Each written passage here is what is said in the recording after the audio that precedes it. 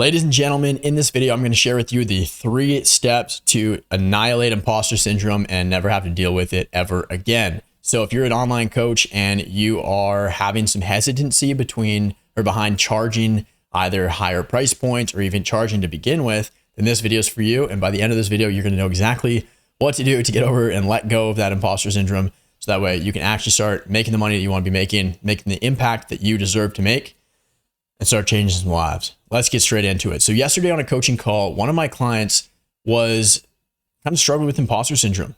So it's a really interesting scenario here because he's literally just charging like 10K. People are paying him money, like they're dropping him 10K and whatnot. And he's taking it and helping them out.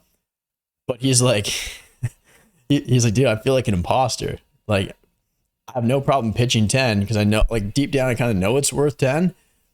Oh, a hell of a lot more than that, because like this guy's got a ton of experience too. Like he's like literally running like tens of millions of dollars in ads for other people and stuff like that. And then he just hasn't had like a ton of experience doing that, like literally all on his own for his own specific offer, helping other people do that. Like before it was all done for you, kind of like agency model, but then now it's like done with you. He's a coach helping people with their ads. So anyways, nonetheless, he was kind of having some issues. So here's kind of what we went over that helped him kind of solve that. Step number 1, focus on what you can control.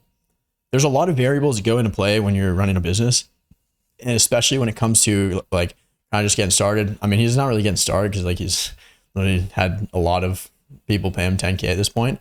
But at the same time, like there are variables that you can control, and there's variables that you can't control. Right? Some variables that he can't control right now is the fact that like he only started doing this just like very recently.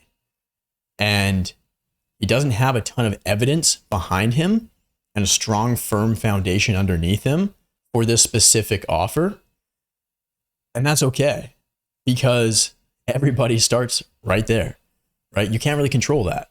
But what you can control is your intention behind it.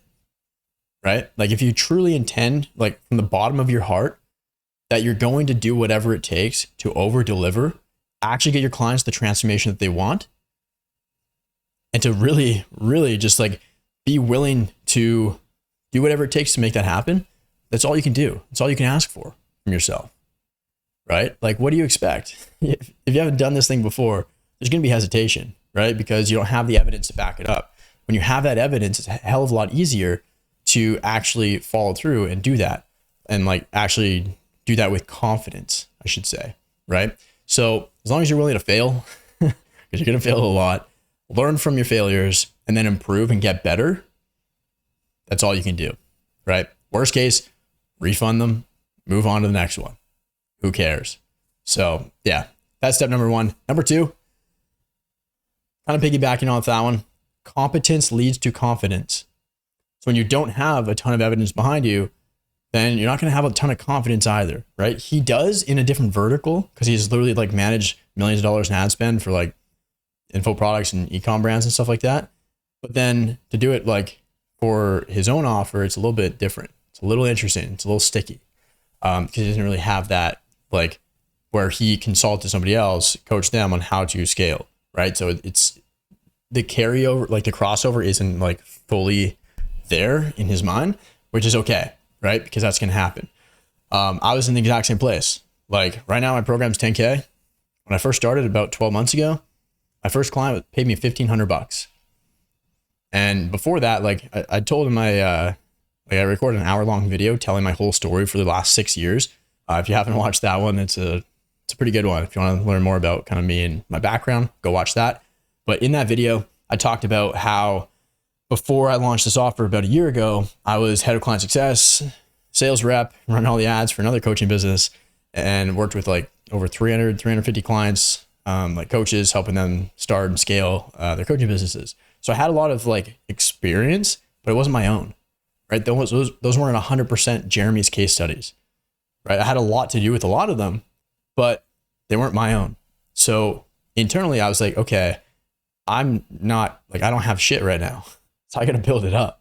I got to start stacking my own evidence because I don't want to just like lean on that and like use the results and stuff from that other thing, because like they wouldn't really be in alignment, like it wouldn't really be fully true and transparent because it was like not my program, right? So fair enough. But nonetheless, $1,500 my first client paid me. And then I helped him go from 0 to 10K a month in like our first 30 days, which was nuts. So then that helped me kind of get a little bit more confidence. And from there, then the next client, I charged 2K, then 2.5, then 3, then 3.5, so on. I was at 4.5 for a while and then cranked up to 6 and 7.5. There was 8 for a while.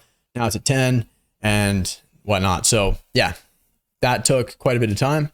So the fact that like this guy's already charging 10 pretty much like very quickly means he's miles ahead of where I was, because I had a lot less confidence and I doubted myself a lot more because I have very high standards for myself. I just wanted to really make sure, like really over deliver. Plus at the start, I just wanted to like pack out my program with as many people in there as possible, and really lower the barrier to entry. Whereas right now it's like the client results are absolutely disgusting.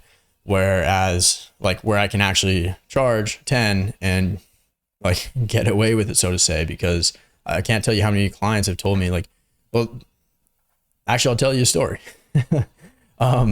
First client that ever paid me 10K, helped him go from 0 to 50K a month in about 4 months.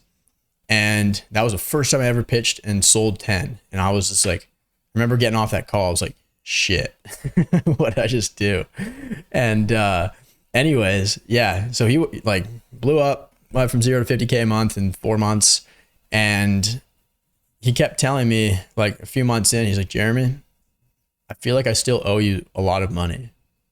I said, well, hey brother, we can change that. Let me send you a payment link. But the first time you hear that from a client where they feel like they got so much value that they feel like they still owe you. And I can't tell, like I have so many clients that tell me that pretty much like every week at this point. That's when imposter syndrome literally disappears. When you hear it from your audience, from your clients, that like, they're just blown away with the service. They're blown away with the value. They're like, man, you should be charging way more than you're charging right now. Right. So you got to kind of find that balance between like what the prospects on the front end who haven't seen like the true value yet, what they're kind of willing to, the risk that they're willing to take and like how much they're willing to put up. And then also the value that you're going to provide too. Right. Because like, I still think that my program is extremely undercharged or undervalued right now. No, underpriced. Yeah. But nonetheless, I've got some big plans over the next 3 to 6 months to make some big boy moves. So it's gonna be exciting. But nonetheless, yeah, if you don't have a ton of evidence, build up your own competence, take it slow. Slow is fast, right? Nothing wrong with that. We're in no rush. Everyone moves at their own pace. That's okay. And do whatever it takes. Just work with some clients and get them insane results. Like when I first started, I was literally taking like 3 to 4 one-on-one calls a week with every single client. So I was like, hey, let's just hit this hard. I want to make sure we do it right. And I was just like literally spending so much time with, and like they're paying me, like he paid me $1,500 for 6 months of coaching.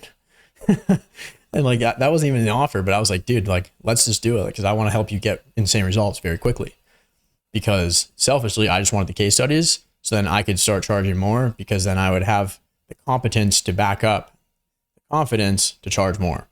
Right? Cool. Step number 3. This is really important too. If you actually signed a client and they agreed, they said yes, signed on the dotted line, sent you the money, guess what? They said yes, which means that they, in their minds, believe that they're getting a steal of a deal. Let that sink in for a bit. They think that whatever price that they're paying right now is severely less than the value that they're getting in return. Now, maybe you're just a good salesperson. I don't know. Right? And like, don't, for the love of, yeah, don't overpromise and underdeliver. Like, you got to have some degree of competence. And if you don't have a strong foundation of skills, like for me, it took like 3, 4, 5 years to build that. And that's okay. Right? No rush. 10 years from now, is that going to matter? No, it's not. You need to go through that. Whereas if you're just trying to build like a house of cards, like a castle on clouds with no foundation, you're going to come crashing down very damn quickly. So be honest with yourself, look yourself in the mirror and actually do the work, put in the work, read a book a week for a couple of years, take courses, invest in yourself, learn skills, master them, refine them. Then you're going to make a lot of money. It's inevitable. It's just going to happen. Just don't stop, right? Simple. But like the fact that they said yes means that they think that they're getting way more value than they're paying for, which should tell you that you're doing a good job and that you have nothing to worry about. Because if they thought it was overpriced, they wouldn't have said yes and paid you the money. So there you go. Hopefully that helps you kind of let go of the imposter syndrome that holds a ton of people back, whether it's like total beginners that haven't actually sold the thing before, or people like my client that I just told you about who have actually sold the thing. People have paid them multiple, like tons of people have paid them $10K up front to help them do their thing. And he's still feeling that way, which is okay. It's totally normal, right? I still feel that way sometimes too, which is really weird because like, if you've seen my client results on my Instagram, literally every single day I post stories from the day before my client wins. There's like 5, 6, 7 of them every single day. And I only have like 100 clients at this point.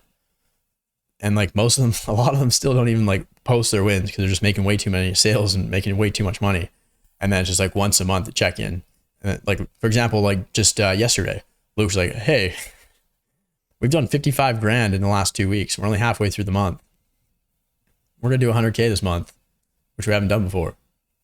I'm like, huh. I think they're at like 20 or 30K a month, like 3 months ago, maybe. And yeah, so they're probably going to quadruple this month, which is really cool.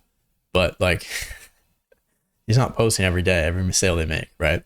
But yeah, nonetheless, like even still, sometimes I'm like, I still feel sometimes like I'm in over my head, which is really weird. So I don't know if that'll ever go away. I think we just get better at kind of managing that and navigating it and just kind of trusting ourselves, betting on ourselves. And just, again, I really think it does come down to your intention, because with every single client I take on, my intentions are pure. My intentions are that I will do whatever it takes to get this person to where they want to be. Not many people can say that. And maybe it's holding me back because I want to just over deliver and spend a lot of time with them to make sure that they're actually growing and getting the transformation that they want. But I don't care, because at the end of the day, reputation is more important than cash in the short term. I don't really care about that too much anymore. As long as I make like 5K a month, I can live in my apartment and pay for gas and food. Like, I'm chilling, right? Maybe I won't be able to go to Mexico, host a client retreat, and blow 50 racks in a week often if I'm doing 5K a month, but you get the point. I'm not struggling. Anyways, that's for this video, guys. Hope this helped. Let me know down below if this was helpful. If you got any other questions too, feel free to hit me up on Instagram, Jeremy_Pogue, or drop a comment below. And yeah, if you want to learn more about the program, Summit Scale, then I've got a video on my, like, pinned to my YouTube channel homepage, breaking down exactly how I scale from 0 to 200K a month. And in that program, I help people doing at least 5K a month, of anywhere from like 5 to 30. It's pretty typical. Who've got foundations, right? You've got proof of concept of the offer. You've sold it before. You know how to sell, and then you just need more people to sell to. That's pretty much it. So I break down the whole process, the whole funnel that I use in my business, that I help my clients install to scale up as well. And I break down the whole program too, kind of module by module, so you can actually see what the hell's on the other side. So that said, see you in the next video.